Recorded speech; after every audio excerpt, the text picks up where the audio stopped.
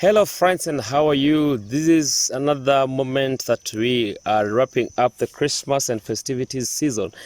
And today we're coming to you talking about something that's too common, and of course, it's more common than it's real, called New Year resolutions. Because everyone is talking about New Year resolutions, and no one is talking about the end of the year close up of resolutions that we set in January. So maybe most people know the word but don't know how to approach the New Year resolutions. And today, Rose and I are here to talk about this thing called New Year resolutions and how to set a New Year resolution and what should be encompassed in the New Year resolutions. New Year resolutions is a very common term that most of us have interacted with, especially mwaka ikianza, lakini ikifika pale January, ikikaribia kuisha Feb, we tend to fade away from the New Year resolutions and we get into our common lives and we forget everything else. Tunaanza kukumbuka mwaka ikikaribia kuisha when we have not achieved anything. So we are here to try to help us make resolutions that can be counted at the end of the year. Tunasema, yes, we achieved this, we achieved this, we achieved this.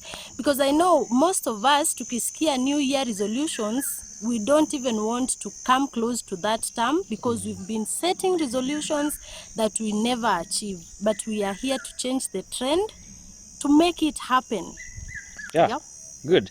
Yeah, so now when we're talking about New Year resolution, for it to be real, of course, for it to be something achievable, one aspect that we should carefully look into is the resolution should be something specific, something that's tangible. What you can say is, I have this vision, I have this goal, something that you can bring on table and say, this is what I want to do. The New Year resolution should be a verb, a doable thing. Don't say that I want to grow big. What is big? How specific is the big that you're talking about? I want to cut weight. What do you want to cut from the weight you have? Talk about, I want to cut 10 kgs from my weight, you know? So give us something that is specific, something that is tangible, something that can be said it's the aggregate item. Let it be unitary. The other thing, Yeah, it ought to be measurable. Speak about that. measurable, meaning that we can now put it on a scale and say, I want to achieve from this point to this point. I want to have this quantity. I want to have this level of achievement by the end of this period, such that we can say you are here and now you are here. If you don't know how to measure the effort that you are inserting into doing something, you will never know if the efforts were wasted or invested. Good. Yeah. The other thing is Achievable. achievable. Yeah. Meaning, don't be over ambitious.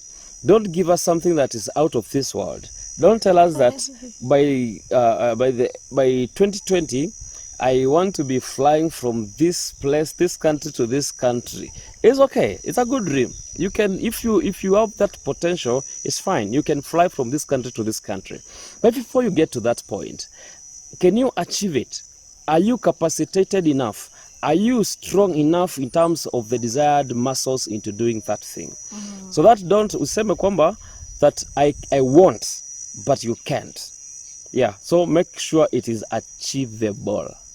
The other thing, You also got to make sure that it's realistic. realistic, in better terms, I say logical. Logical.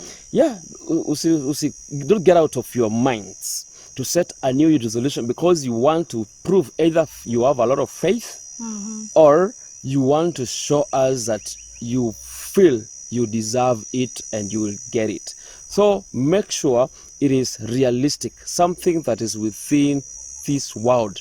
Don't take us out of the world and you draw for us an image that does not exist and you want us to be sure that you will achieve it.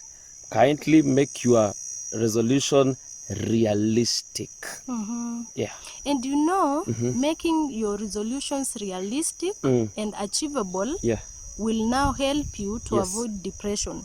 Because when you come to make these big resolutions and they don't seem to be happening, Yes. now that's when depression starts to set in. Exactly. Kwanza kama ulikuwa umeshaambia watu by next year I'll be driving na tuna driving na tunaangalia watu wanaona hauendeshi gari, ile kitu unaendesha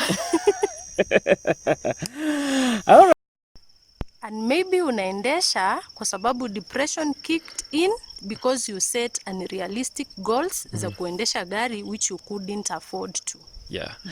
So that is it. So kindly don't give yourself, and also even don't share with people, dreams ama resolutions that you cannot afford.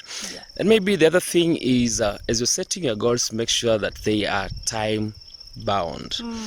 Don't just say that by the end of this year. By the end of this year is not a time. By the end of this year is not period.